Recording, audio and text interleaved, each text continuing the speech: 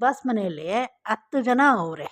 ಇವಾಗ ಅವ್ರ ಬಗ್ಗೆ ಏನು ಮಾತಾಡೋದು ಅಂತಲೇ ಗೊತ್ತಾಗ್ತಾ ಇಲ್ಲ. ಯಾರ ಬಗ್ಗೆ ಏನು ಮಾತಾಡೋದು ಇವಾಗಲ್ಲಿ?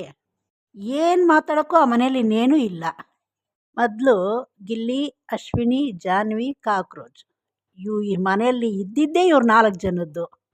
ಇವ್ರದ್ದು ಬಿಟ್ಟು ಇತ್ತು ಇನ್ನು ಮೇಯ್ನಾಗಿ ಇದ್ದಿದ್ದು ಇವ್ರದ್ದೇ ತಾನೇ.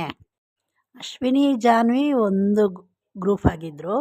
ಜೊತೆಯಲ್ಲಿ ಕಾಕ್ರೋಚು ಮತ್ತು ಗಿಲ್ಲಿ ಇವ್ರದ್ದೆಲ್ಲ ಒಂದು ಗ್ರೂಪ್ ಇತ್ತು.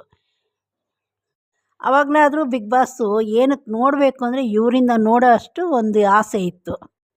ಅದರಲ್ಲಿ ಇದ್ದವ್ರನ್ನೇ ಈ ಬಿಗ್ ಬಾಸು ಹೊರಗಡೆ ಕಳಿಸ್ಬಿಟ್ಟ. ಇವಾಗ ಅದರಲ್ಲಿ ಹಂಗೆ ನೋಡೋಕ್ಕೋದ್ರೆ ಏನೂ ಇಲ್ಲದೇ ಇರೋ ಈ ಧನುಷ್ನ ಮತ್ತು ಸ್ಪಂದನ, ಮಾಳು ಇವ್ರದ್ದೇನಿದೆ ಇವ್ರನ್ನ ಇಕ್ಕೊಂಡವನೆ. ಇವನು ಬಿಗ್ ಬಾಸ್ ನೋಡ್ತಾ ಇದ್ರೆ ಧನುಷ್ ಇದಾನೋ ಇಲ್ವೋ ಅಂತಲೇ ಗೊತ್ತಾಗ್ತಾ ಇಲ್ಲ.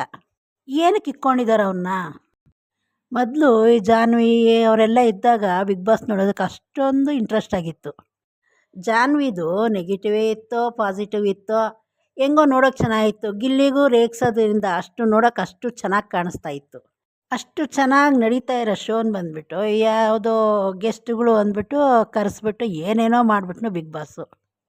ಚೆನ್ನಾಗಿ ನಡೆಯೋದನ್ನು ಹಂಗೆ ಬಿಡಬೇಕು, ಅದನ್ನು ಯಾಕೆ ಹಾಳು ಮಾಡ್ದ? ಮೊದಲು ಬಿಗ್ ಬಾಸಲ್ಲಿ ಜಗಳ ಇತ್ತು, ಕಾಮಿಡಿ ಇತ್ತು, ಎಲ್ಲ ಥರನೂ ಇತ್ತು. ಇವಾಗ ಏನೂ ಇಲ್ಲ. ಯಾಕಂದರೆ ಇವಾಗ ಗಿಲ್ಲಿ ಒಬ್ಬನ ಬಿಟ್ಟು ಬೇರೆಯವರೆಲ್ಲ ಅವರೇ ಇರೋದು. ಮತ್ತು ಸೂರಜ್ನ ನೆನ್ನೆ ಕಳಿಸಿದೇನು ತಪ್ಪಿಲ್ಲ. ಅವನಿಗಿಂತ ಇದರಲ್ಲಿರೋರು ಸ್ಪಂದನ ಅವಳೆ, ಧನುಷ್ ಅವನೇ, ಮಾಳು ಅವನೇ. ಮಾಳಿಗೇನಾದರೂ ಅವ್ರ ಕಡೆ ಓಟ್ ಇರ್ಬೋದು, ಅದು ನಮಗೆ ಗೊತ್ತಿಲ್ಲ. ಧನುಷ್ನ ಆ ಮನೆಯೊಳಗಡೆ ಏನಿದೆ ಅಂದ್ಬಿಟ್ಟು ಅವನ್ನ ಇಟ್ಕೊಂಡವ್ರ ಗೊತ್ತಾಗ್ತಾ ಇಲ್ಲ. ನಮಗೆ ಒಂದೊಂದು ಸತಿ ಡೌಟ್ ಬರ್ತೈತೆ, ಧನುಷ್ ಅವನೋ ಇಲ್ವೋ ಅಂತಲೇ ಡೌಟ್ ಆಗಿರತ್ತೆ.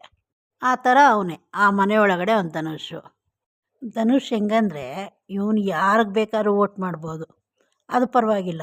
ಬೇರೆಯವ್ರು ಏನಾದರೂ ಇವನಿಗೆ ವೋಟ್ ಮಾಡಿದ್ರೆ ಹೋಗಿ ಏನಕ್ಕೆ ವೋಟ್ ಮಾಡಿದೆ, ಯಾಕೆ ಮಾಡಿದೆ ಅಂತ ಕೇಳೋದು, ಮತ್ತು ಅವ್ರ ಹತ್ರ ಮಾತು ಬಿಡೋದು. ಅವ್ರಿಗೋಗಿ 1000 ಪ್ರಶ್ನೆ ಕೇಳ್ತಾನೆ. ಯಾರಾದರೂ ವೋಟ್ ಮಾಡಿಲ್ಲ ಅಂದರೆ ನನಗೆ ಯಾಕೆ ಮಾಡಿಲ್ಲ ಅಂತ ಕೇಳಬೇಕು. ಆ ರೀತಿ ಅವನೇ ಆ ಮನೇಲಿ ಅವನು ನೀವು ಎಲ್ಲಾದರೂ ನೋಡಿರಿ ಎಲ್ಲರ ಹತ್ರ ಒಳ್ಳೆಯವನಾಗೇ ಇರ್ತಾನೆ. ಯಾಕಂದರೆ ಅವ್ನಿಗೆ ಯಾರು ವೋಟ್ ಮಾಡಬಾರ್ದಲ್ವ, ಆ ರೀತಿ ಇರ್ತಾನೆ ಎಲ್ಲರ ಹತ್ರನೂ. ಇಲ್ಲಿ ಇವ್ರ ಹತ್ರ ಒಳ್ಳೆಯವರಾಗಿರ್ತಾನೆ, ಅವ್ರ ಬಗ್ಗೆ ಬಂದು ಇವನ ಹತ್ರ ಹೇಳ್ತಾನೆ, ಇವ್ರ ಬಗ್ಗೆ ಹೋಗಿ ಅವ್ರ ಹತ್ರ ಹೇಳ್ತಾನೆ. ಇದು ಲೈವ್ ನೋಡೋರಿಗೆ ಗೊತ್ತಾಗತ್ತೆ. ಲೈವಲ್ಲಿ ಇನ್ನೂ ತುಂಬ ವಿಷಯ ಇದೆ, ಅದು ಬಿಗ್ ಬಾಸ್ ತೋರಿಸೋದೇ ಇಲ್ಲ. ಮತ್ತು ನಿನ್ನೆ ಪ್ರೇಮ್ ಬಂದು ಒಂದು ಹಿಂಟ್ ಕೊಟ್ಟರು. ಹೊರಗಡೆ ಬಂದಮೇಲೆ ನನಗೆ ಸಿಗು ಅಂತ ಹೇಳಿದ್ರು ಗಿಲ್ಲಿಗೆ. ಯಾಕೆ ಹೇಳಿದ್ರು ಅಂದರೆ ಎಲ್ರಿಗೂ ಇವಾಗ ಗೊತ್ತಾಗಿರುತ್ತೆ ಗಿಲ್ಲಿಗೆ ಒಂದು ಫಿಲಮಲ್ಲಿ ಆಫರ್ ಸಿಗತ್ತೆ ಅಂತ ಪ್ರೇಮ್ ಅವ್ರ ಹತ್ರ. ಅದಕ್ಕೆ ಆಚೆ ಬಂದಮೇಲೆ ನನಗೆ ಮನೆ ಹತ್ರ ಸಿಗು ಅಂತ ಹೇಳಿದ್ದಾರೆ. ಏನಕ್ಕಂದರೆ ಇವಾಗ ಗಿಲ್ಲಿಗಿರೋ ಕ್ರೇಜ್ಗೆ ಎಂಥ ದೊಡ್ಡ ಫಿಲಮಲ್ಲಿ ಹಾಕ್ಕೊಂಡ್ರು ಗಿಲ್ಲಿಗೆ ಒಳ್ಳೆ ಆಫರ್ ಸಿಗತ್ತೆ. ಅಷ್ಟು ಕ್ರೇಜ್ ಐತೆ ಗಿಲ್ಲಿಗೆ. ಮತ್ತು ಪ್ರೇಮ್ ಅವ್ರು ಆಚೆ ಹೋಗೋವಾಗ ಎಲ್ರಿಗೂ ಹೋಗಿ ಬರ್ತೀನಿ ಅಂದರು. ಆದರೆ ಹೊರಗಡೆ ಹೋದ್ಮೇಲೆನೂ ಗಿಲ್ಲಿ ಬಾಯ್ ಅಂದ್ಬಿಟ್ಟು ಹೇಳ್ಬಿಟ್ಟು ಹೋದರು. ಇದರಲ್ಲೇ ಗೊತ್ತಾಗತ್ತಲ್ವಾ ಗಿಲ್ಲಿ ಹೆಂಗಿದ್ದಾನೆ, ಎಷ್ಟು ಕ್ರೇಜ್ ಇದ್ದಾನೆ ಅಂದ್ಬಿಟ್ಟು. ಇವಾಗ ನಾವೇನಕ್ಕೆ ಬಿಗ್ ಬಾಸ್ ನೋಡ್ತಾ ಇದ್ದೀವಿ ಅಂದರೆ ಗಿಲ್ಲಿಗೋಸ್ಕರ.